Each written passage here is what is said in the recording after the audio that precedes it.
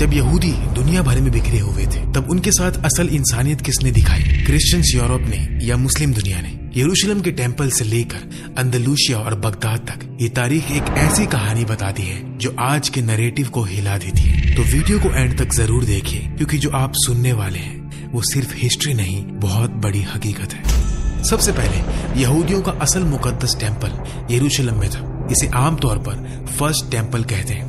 ये 587 BCE में Babylonians ने तबाह कर दिया। फिर जब पर्शियन रूलर साइरस ने कुछ एग्जाइल्ड जूस को वापस आने दिया, तो उन्होंने यरूशलेम में टेम्पल दोबारा बनाया। यह नया टेम्पल तकरीबन 515 BCE में मुकम्मल हुआ, जिसको सेकेंड टेम्पल भी कहा गया। 66 CE में रोम के खिलाफ जूइश रिवॉल्ट हुआ। इसके बाद रोमन आर्मी ने यरूशलेम का घेरा किया और 70 CE में शहर की फाइनल डिफेंसेस टूट गई। रोमन्स ने सिटी का बहुत हिस्सा तबाह कर दिया और सेकेंड टेम्पल को भी जलाकर डिस्ट्रॉय कर दिया। इस रोमन कमांडर टाइटस का नाम जुड़ा हुआ है। आज जो वेस्टर्न वॉल मशहूर है, उसे सेकेंड टेम्पल कॉम्प्लेक्स की रिटेनिंग वॉल का बचा हुआ हिस्सा माना जाता है और ये यहूदियों के लिए बहुत मुकद्दस जगह है। टेम्पल की तबाही के बाद यहूदियों की दीनी जिंदगी में बहुत बड़ी तब्दीली आई, क्योंकि टेम्पल बेस्ड इबादत और कुर्बानी का निजाम खत्म हो गया। बाद के रोमन जुल्म, खासकर बार कोख्बा रिवोल्ट के बाद यहूदियों का बिखरना और गहरा हो गया। वो दुनिया भर में फैल गए। अगले 2000 साल तक उनके पास अपना कोई मुल्क नहीं रहा। अब सवाल ये है कि पिछले 1500 साल तक, यानी 1947 से पहले जूइश लोग कहाँ थे? या तो क्रिश्चियंस लैंड्स में या फिर मुस्लिम लैंड्स में। अब फर्क क्या था? क्रिश्चियंस लैंड्स में जूइश लोगों के साथ क्या सलूक होता था और मुस्लिम लैंड्स में क्या होता था? आज हम इसी का समरी डिस्कस करेंगे और ऑब्वियसली गोल ये है कि आपकी क्यूरियोसिटी जागे, आप इस जर्नी को स्टार्ट करें, क्योंकि 15-20 मिनट में हम सिर्फ इतना ही जाहिर कर सकते हैं। सबसे पहले ये समझो कि क्रिश्चियन दुनिया में बहुत अरसे तक यहूदियों को अक्सर बुरा समझा गया। उन पर जुल्म हुआ और उनके साथ बराबरी वाला सलूक नहीं हुआ। क्यों? क्योंकि उनकी थियोलॉजी के मुताबिक जूइश लोगों ने सन ऑफ गॉड को कत्ल किया। इसलिए शुरू से ही क्रिश्चियन लिटरेचर में एक टर्म मिलती है। इस टर्म को क्राइस्ट किलर्स कहते हैं। यही वो टर्म है जो वो जूइश लोगों के लिए यूज करते हैं, क्राइस्ट किलर्स। और इसी वजह से एंशिएंट क्रिश्चियनिटी और मिडीवल क्रिश्चियनिटी में जूइश लोगों को इक्वल सिटीजन्स की तरह ट्रीट नहीं किया गया। यूरोप की हिस्ट्री के बहुत से दौरों में उनको प्रॉपर्टी ओन करने का हक नहीं था।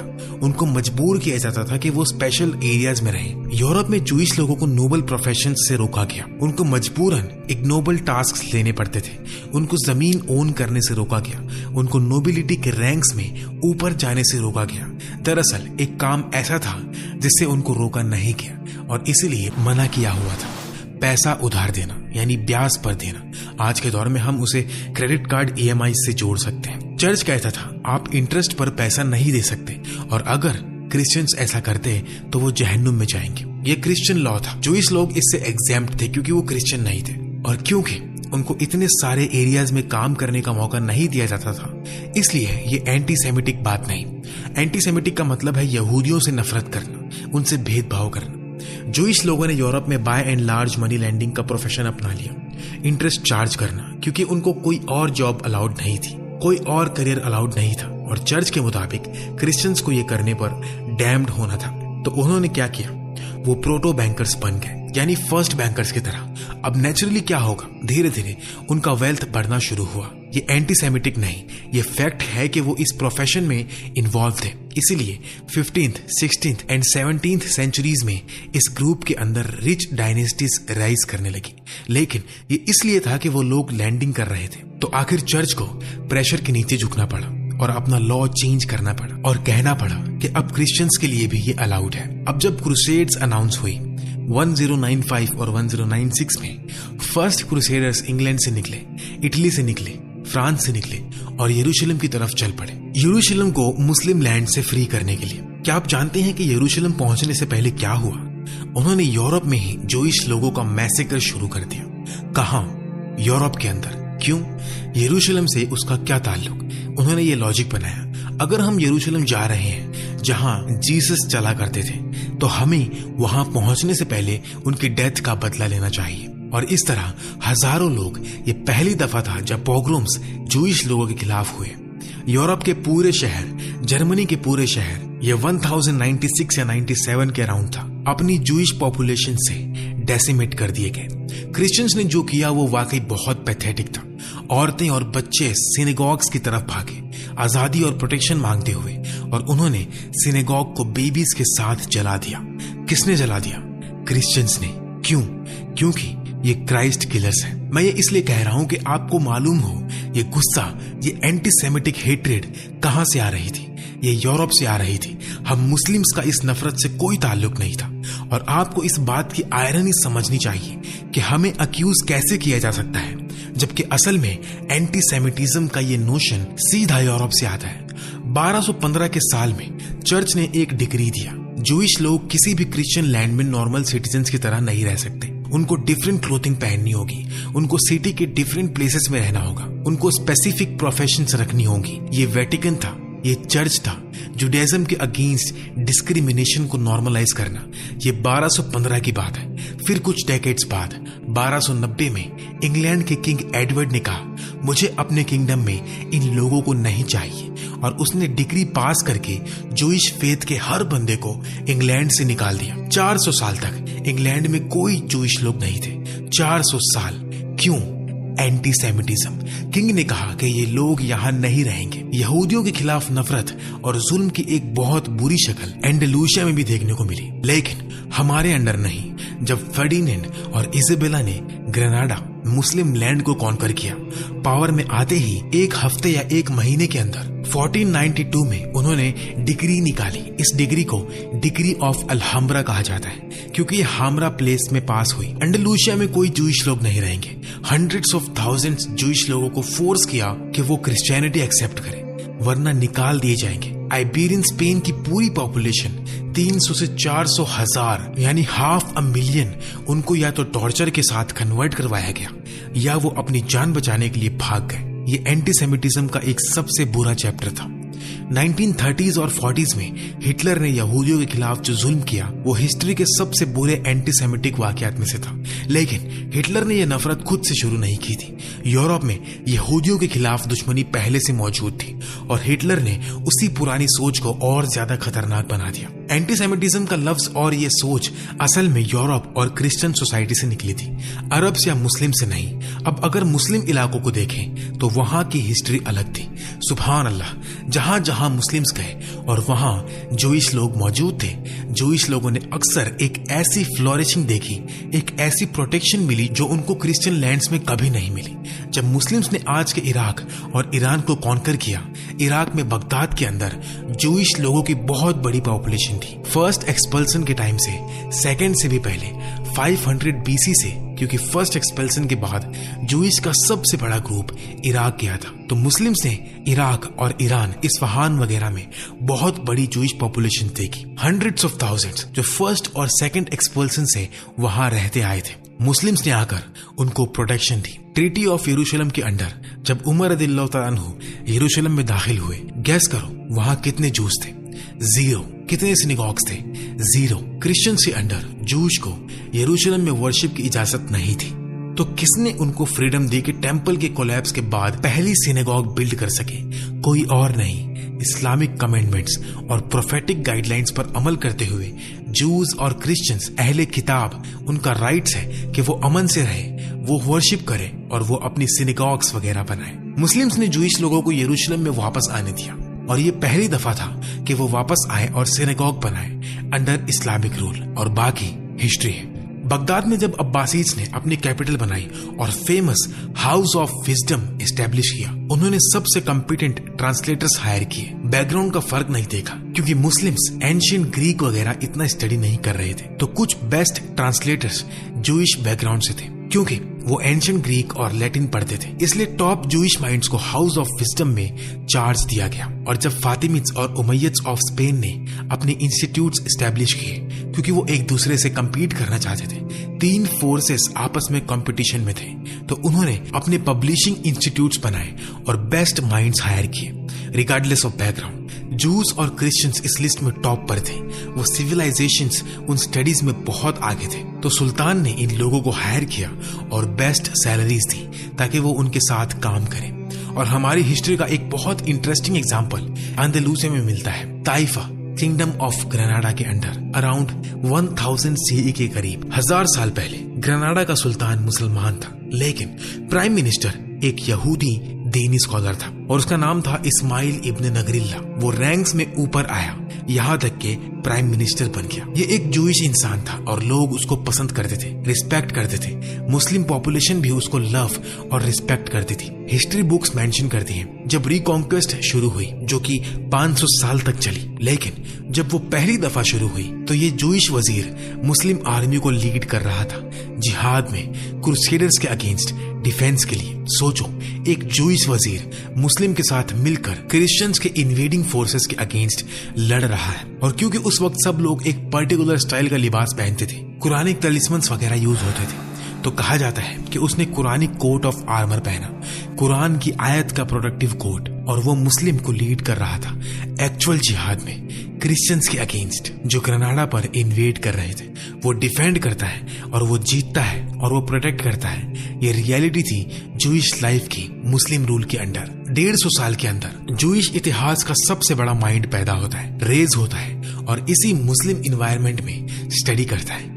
मूसा इब्न मैमून, जूइश लोग उसको कहते हैं द होली रबाई, रामबाम। जुडाइज्म की पूरी हिस्ट्री में कोई थियोलॉजियन इतना रिस्पेक्टेड नहीं जितना रामबाम था। रामबाम एंडलूसिया में पैदा हुआ, मुस्लिम वर्ल्ड में ट्रैवल किया और इजिप्ट कायरो में वफात हुई, वहीं दफन हुआ। वो फ्लुएंट अरबिक बोलता था। उसने मदरसा सिस्टम से पढ़ाई की। उस दौर में अगर आपको स्टडी करनी होती तो मदरसा जाना होता और मदरसा रिलीजियस होता था जहां आप कुरान के साथ साइंसेस भी पढ़ते। तो एक जूइश स्टूडेंट के तौर पर उसको सिर्फ फ्रीडम ही नहीं मिली, वो अपनी स्टडीज में एक्सेल भी किया। उसके बायोग्राफर्स ही मेंशन करते हैं वो मुस्लिम की तरह रहता था, मुस्लिम की तरह प्रे करता था, मुस्लिम की तरह कुरान पढ़ता था। किसी ने उसको फोर्स नहीं किया। अंदलूसिया में आप जो हो वो बनकर रह सकते थे, लेकिन वो इस्लाम से इतना मुतासिर था कि कुछ लोग कहते हैं शायद कुछ साल तक वो सीक्रेटली कन्वर्ट भी हो गया, अल्लाहु आलम। लेकिन वो डोम्स में मुस्लिम्स की तरह रहता था और कोई प्रेशर नहीं था। रामबाम ने कुछ इस्लामी ख्यालात और कॉन्सेप्ट्स को अपनाया, फिर उन्हें यहूदी सोच और तालीम के मुताबिक ढाल दिया। इसीलिए आज के मेन स्ट्रीम जुडाइज्म रामबाम से काफी मुतासिर नजर आता है। यहाँ एक जरूरी बात यह है कि आमतौर पर जुडाइज्म का ज्यादा जोर अकीदा की बारीक तफसीलों पर नहीं था, बल्कि ज्यादा फोकस लॉज, रूल्स और प्रैक्टिकल जिंदगी के अहकाम पर होता था। आप कैसे एक्ट करते हो, इसीलिए उनके पास अकीदा पर ज्यादा बुक्स नहीं थी। जूइश थियोलॉजी की पहली मेजर किताब किसने लिखी? रामबाम ने। और जब आप उस किताब को पढ़ते हो, आप अल फरबी, अल किंदी जैसी इस्लामिक फिलोसफिकल लाइंस को रीड कर रहे होते हो। गॉड का कॉन्सेप्ट, एट्रीब्यूट्स का कॉन्सेप्ट, प्रॉफिटहुड का कॉन्सेप्ट, ये बहुत हद तक उसकी मदरसा ट्रेनिंग से निकलता है और ये आज मेन स्ट्रीम जूइश बिलीफ का हिस्सा है। बस उसने थोड़ा चेंज किया, अपने फ्रेम में फिट किया और उसने एक क्रीड लिखी। आज तक ऑब्जर्वेंट जूइश लोग सुबह उठकर रामबाम का 1 पेज क्रीड पढ़ते हैं। वो आई बिलीव इन से स्टार्ट होती है और टोटल 13 पॉइंट्स होते हैं। मैं गॉड पर ईमान रखता हूँ, वो एक है, उसका कोई पार्टनर नहीं, वो डिस्क्राइब नहीं किया जा सकता। ये सब इस्लामिक थॉट से बहुत सिमिलर थीम्स रखता है और आखिर तक जाता है। मैं रिजरेक्शन पर ईमान रखता हूँ, मैं मसीहा के आने पर ईमान रखता हूँ। 13 पॉइंट्स में से एक पॉइंट मसीहा पर ईमान भी है। ये सब रामबाम से आता है। रामबाम के हवाले से एक और इंटरेस्टिंग चीज, वो अपने वक्त का बेस्ट फिजिशियन बना क्योंकि उसने इब्ने सीना को मास्टर किया। वो ऊपर ऊपर चलता गया और गैस करो वो किसका पर्सनल डॉक्टर बन गया? सलाहुद्दीन अय्यूबी का। सलाहुद्दीन अय्यूबी ने उसको अपना पर्सनल कोर्ट डॉक्टर बनाया एक पीरियड के लिए। वो सलाहुद्दीन अय्यूबी के साथ ट्रेवल करता, प्राइमरी डॉक्टर था। तो अब कोई हमारे दीन को एंटी सेमिटिज्म का अक्यूज नहीं कर सकता, कोई हमारे सुल्तान और खुलफा को इस बात का अक्यूज नहीं कर सकता कि वो सिर्फ फेथ की वजह से किसी को हेट करते थे। ये ऐसा नहीं था। अगर आप टैलेंटेड थे तो आप बेस्ट डॉक्टर बन सकते थे। और आयरनी देखो, सलाहुद्दीन यरूशलेम कॉन्कर कर रहे थे और रामबाम उनका मेन डॉक्टर था।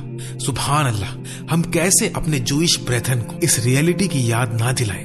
पास्ट देखो और आज देखो कि कैसे चीजें फ्लिप हो गई। तो पिछले 2000 सालों में इजराइल देश के बनने से पहले जूइश लोग जितना फ्लोरिश मुस्लिम स्पेन, इस्लामिक अंडलूसिया में हुए, उतना मिडीवल यूरोप में नहीं हुए। उनके ग्रेटेस्ट माइंड्स, उनकी लार्जेस्ट सिनेगॉग्स, आप आज भी ग्रेनाडा वगैरह में उनकी सिनेगॉग्स विजिट कर सकते हैं, जो क्रिश्चियंस के अंडर नहीं, मुसलमानों के अंडर बनी थी। फिर 1492 में फर्डिनेंड और इजाबेला आते हैं और फर्स्ट डिक्री निकालते हैं, सारे जूस निकल जाओ या कन्वर्ट करो या मर जाओ। अब ये 500,000 जूइश लोग कहाँ गए? सुल्तान मोहम्मद II ने डिक्री दिया, जो भी एंडलूसिया से भाग कर आए वो हमारे लैंड्स में वेलकम है, आप जहां भी हो। और उन्होंने कहा कोई वजीर, कोई गवर्नर, कोई बिजनेसमैन अगर उनको सेटल होने से रोके, किसी सिटी में सेटल होने से मना करे, तो उसको सुल्तान खुद पनिश करेंगे। सुल्तान मोहम्मद II ने 1492 में hundreds of thousands जूइश लोगों को ओपन आर्म से वेलकम किया।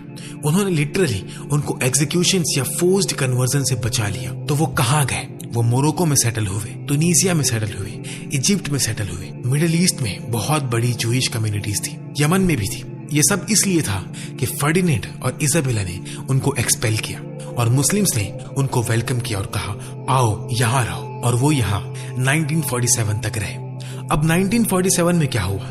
एस्टिमेट है कि अरब और मुस्लिम लैंड्स में लेस देन 1 मिलियन जूइश लोग रहते थे। ये बहुत बड़ी नंबर है, स्पेशली वर्ल्ड वॉर 2 के बाद। वर्ल्ड वॉर 2 के बाद मिडिल ईस्ट और अरब लैंड्स में यूरोप से ज्यादा जूइश लोग मौजूद थे। 1947 में इजराइल का मुल्क फॉर्म होता है और वहां से कॉल आती है, एक प्ली आती है, अगर तुम यहाँ आ जाओ तुम्हें पर्क्स मिलेंगे, लैंड मिलेगा, इकोनॉमिक स्टेटस बेटर होगा।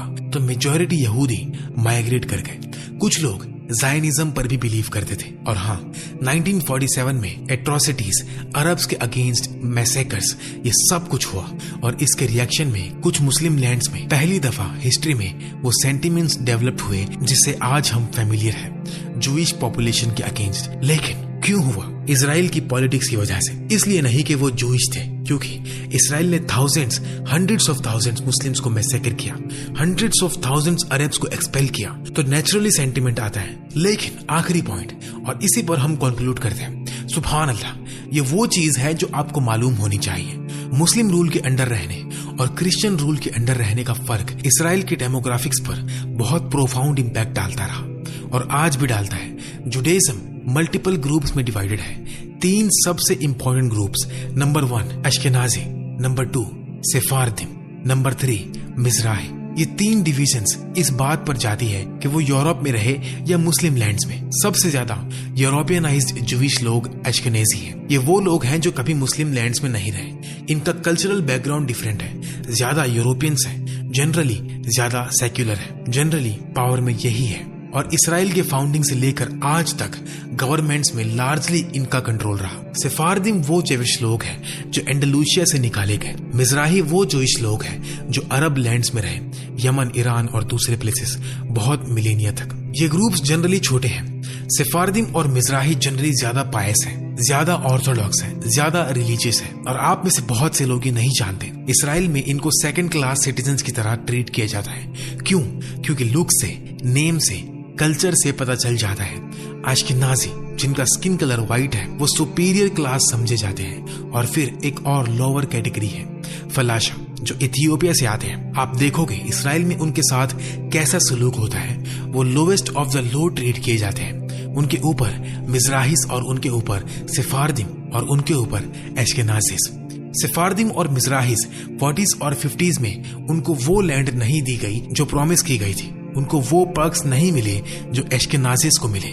उनको गवर्नमेंट पोजीशंस नहीं दी गई और इससे 60s और 70s में पॉलिटिकल पार्टीज बनी, कुछ सेमी वायलेंट भी, सेफारदिम और मिज़राहिस की तरफ से। लेकिन किसके अगेंस्ट? अरब के अगेंस्ट नहीं, अश्केनाजीस के अगेंस्ट, अपने राइट्स के लिए। तो सिस्टर्स एंड ब्रदर्स, हम ये सब इसलिए मेंशन नहीं कर रहे कि उनको याद दिलाएं कि तुम पर हमारा कर्ज है। नहीं, हमने ये इसलिए किया क्योंकि अल्लाह ने हमें हुक्म दिया, उनकी वजह से नहीं। हमने ये इसलिए किया क्योंकि हमारे नबी सल्लल्लाहु अलैहि वसल्लम ने हमें सिखाया कि माइनॉरिटीज के साथ ऐसे ट्रीट किया जाता है। हम आज भी करेंगे, फिर से करेंगे, लेकिन हम सिर्फ दुनिया को दिखाना चाहते हैं ये इस्लामिक लॉ है, ये इस्लामिक शरिया है। उनको जो फ्रीडम्स मिली, जो इंटेलेक्चुअल क्यूरियोसिटी का इन्वायरमेंट मिला, जो बुक्स उन्होंने प्रोड्यूस की मिडीवल यूरोप में, वो उनका फ्रैक्शन भी प्रोड्यूस नहीं कर सकते। और ये वो चीज है जो हम दुनिया को देते रहे। अफसोस की बात यह है, और हम ये बात डेट या फेवर के तौर पर नहीं कह रहे, हम सिर्फ फैक्ट्स पॉइंट आउट कर रहे हैं। अफसोस ये है कि जिनके डिसेंडेंट्स को हमने बचाया, जिनको रेफ्यूजी मिला हमारे पास, उन्होंने स्क्रिप्ट फ्लिप कर दिया और वो आज वही चीज कर रहे हैं जो हिटलर ने उनके साथ की थी। वो उसी चीज को उन लोगों के साथ कर रहे हैं जिन्होंने उनको प्रोटेक्ट किया। और हम ये बात सिर्फ हिस्टोरिकल फैक्ट और रिकॉर्ड के तौर पर कह रहे हैं। बाकी हम अल्लाह से शिकायत करते हैं और अल्लाह ही से। ये फैक्ट्स हैं जो हमें मालूम होना चाहिए। और हम मुस्लिम्स अपनी हिस्ट्री पर प्राउड हैं और हमें किसी चीज पर शर्मिंदा होने की जरूरत नहीं। अल्हम्दुलिल्लाह सुम्मा अल्हम्दुलिल्लाह। और इंशाअल्लाह हम इसी वेन में आगे भी कंटिन्यू करेंगे।